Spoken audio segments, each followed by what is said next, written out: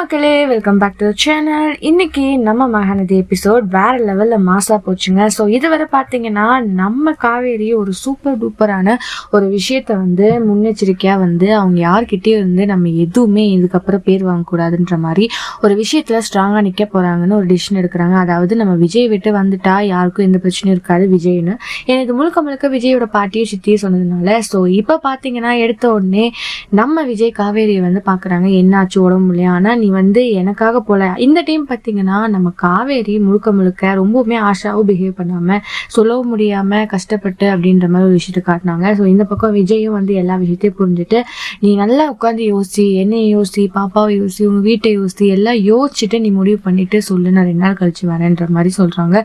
So இது ரொம்பவுமே ஒரு ரொமான்டிக்கான விஷயம். ஆனா எண்ட் ஆஃப் த டே அப்படின்ற மாதிரி இன்னைக்கு பாத்தீங்கன்னா நம்ம காவேரி பயங்கரமான கஷ்டம் தான். மறுபடியும் நம்ம பசுபதி இந்த வீட்டு பிரச்சனை பண்ண வரான்னு சொல்லிட்டு அவங்க அம்மா ஃபோன் பண்ணி அழுக, இவங்க எல்லாருமே டிசைட் பண்ணி அங்கே போறாங்க. ஸோ இதுக்கப்புறம் என்ன நடக்க போகுது அப்படின்றத பார்க்க போறோம். ஸோ இதை பத்தி நீங்க நினைக்கிறீங்கன்னா மறக்காம லைக் பண்ணி ஷேர் பண்ணி கமெண்ட் பண்ணுங்க.